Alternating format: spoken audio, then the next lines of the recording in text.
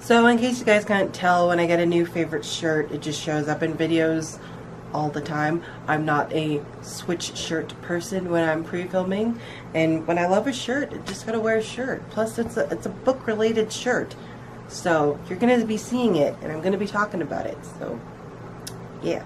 Hey everybody, welcome back to another video. This video is one that was a long time coming.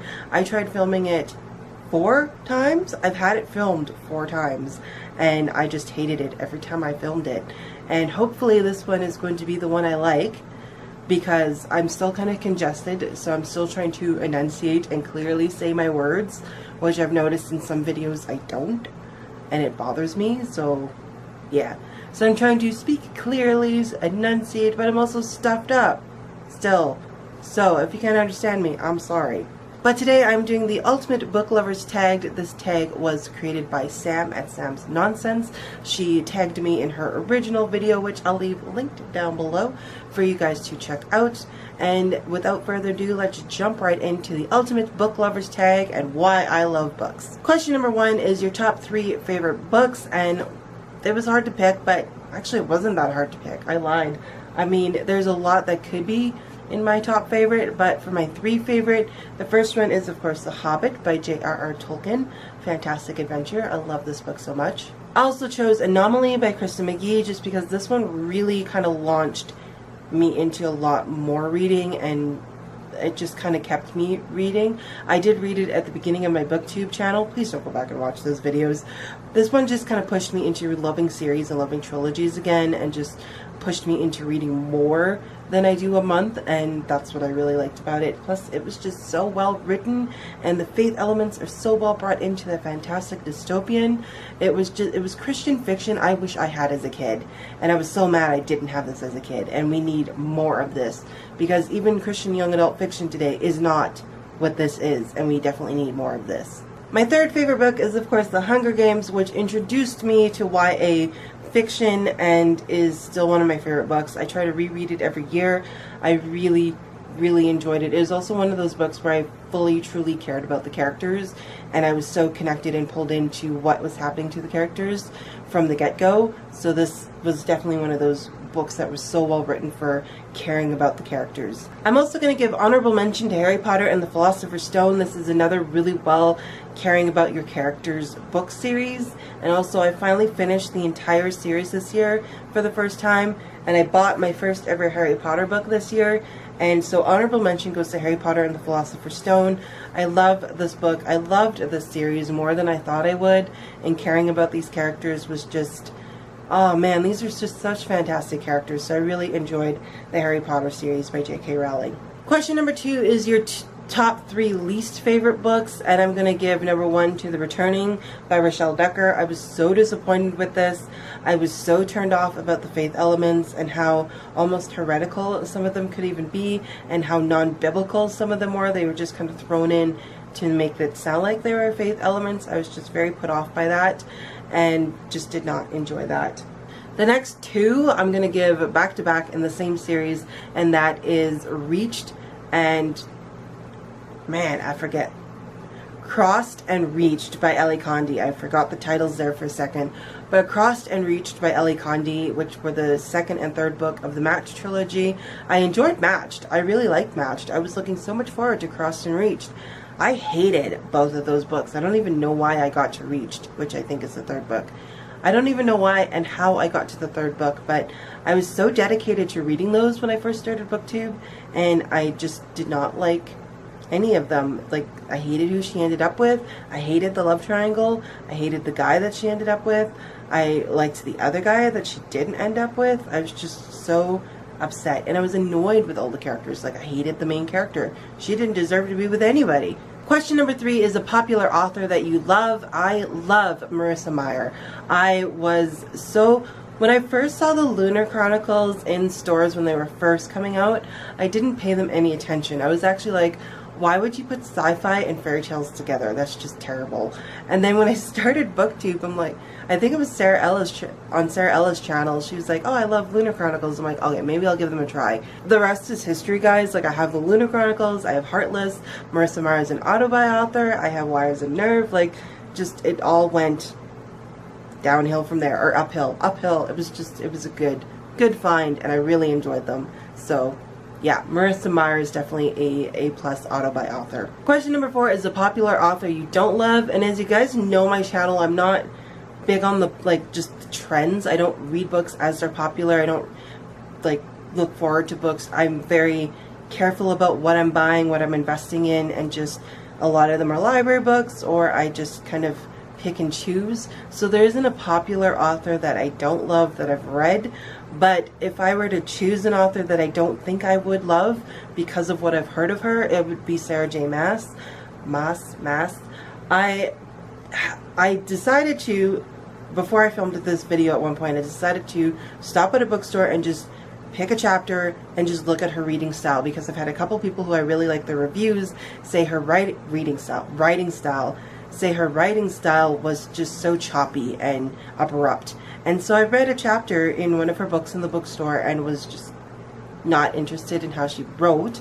Second thing is her content. I've heard a lot about her content and how her YA books are more adult-ish, or have more adult content or new adult content, but they're still in the YA section.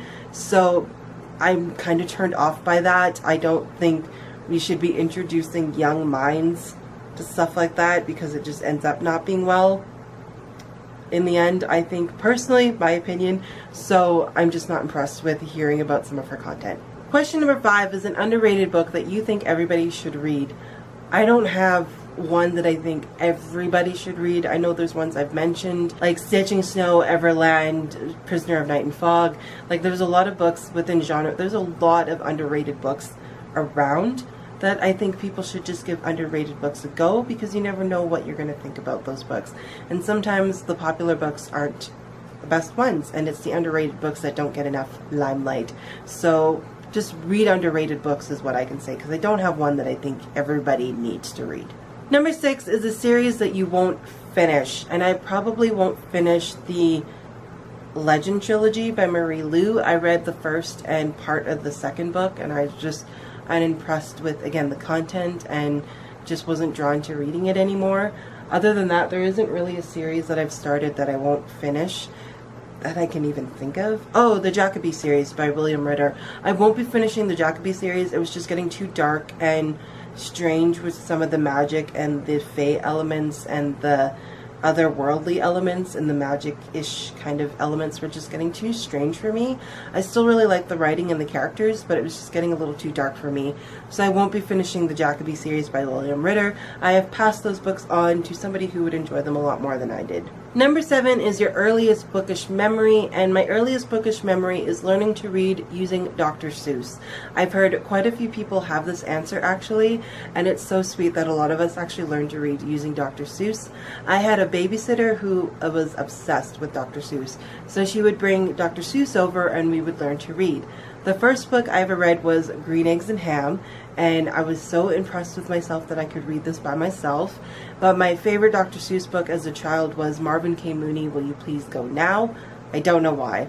I just really enjoyed it as a kid, and how stubborn Marvin K. Mooney was. Number 8 is your favorite bookish memory, and my favorite bookish memory is having books read to me as a kid. I had teachers who read books to us. I had my 2nd grade teacher. I loved her so much. She would read books to us, and she started reading us the Chronicles of Narnia, so we read The Magician's Nephew, The Lion, the Witch, and the Wardrobe. We didn't get through all of them, but one day she even brought Turkish Delight in for us to try. Unfortunately, it was rose flavored, so none of us liked it. It was really gross. So it definitely wasn't sell my siblings over to the White Witch good. So I don't know what Edmund was thinking. But she was so cool to bring that and kind of bring us into the story. My 3rd grade teacher also read to us The World of Og, I think is the title, and I want to find that book again because it was really good. It was kind of like that Narnian-esque kids finding another world through a hidden portal type book, so I really, really liked that as a kid. Number 9 is your favorite genre to read, and my favorite genre to read is YA, but within YA, I really like fairy tale retellings. I don't know why. I've had people tell me it's they're not even original. They're just somebody regurgitating someone else's story.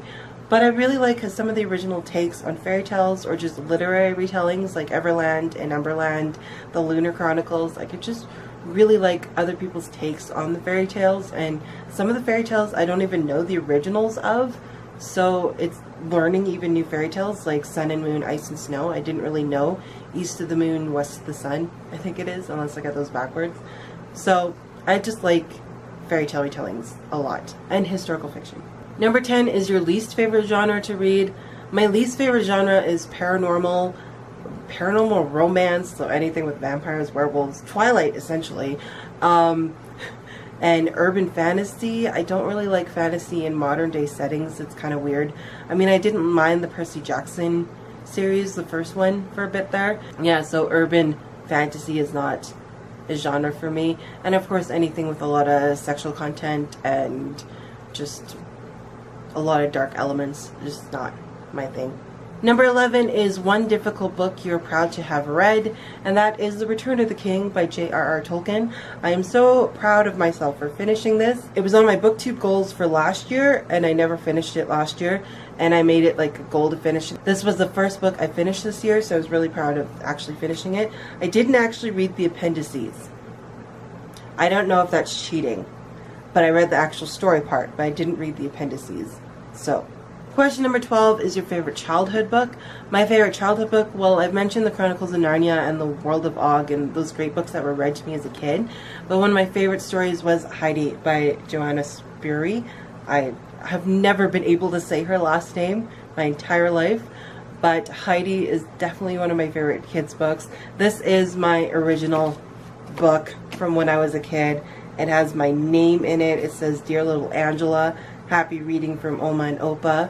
So my Oma and Opa sent this to me. I have a Chickadee sticker from the Chickadee and Owl magazines we used to get as kids. Long time ago. I don't know if you guys will remember that. Probably not. But I have a sticker that says this book belongs to. This book is from 1993. I got this book in 1993, guys. Most of you that watch this channel weren't even born. So yeah, this was my favorite book as a kid. Question number 13 is your favorite book cover. This is terrible. I love book covers. So here's a few of my favorites. I have Unblemished by Sarah Ella. I love the Everland and the Everland series covers from Wendy Spinelli. Entwined by Heather Dixon's beautiful. Oh, I could go on. Hunted was really good. The Lunar Chronicles have really good covers. Like I said, this could go on forever. So I love book covers and well done book covers.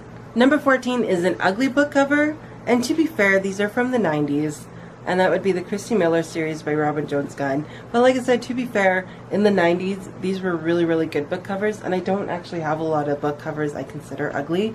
So, I mean, these are like the fake Photoshoppy type people on the cover, but I really like them. Number 15 is a diverse book recommendation, and I'm going to be recommending The Bachelor Girl's Guide to Murder by Rachel McMillan.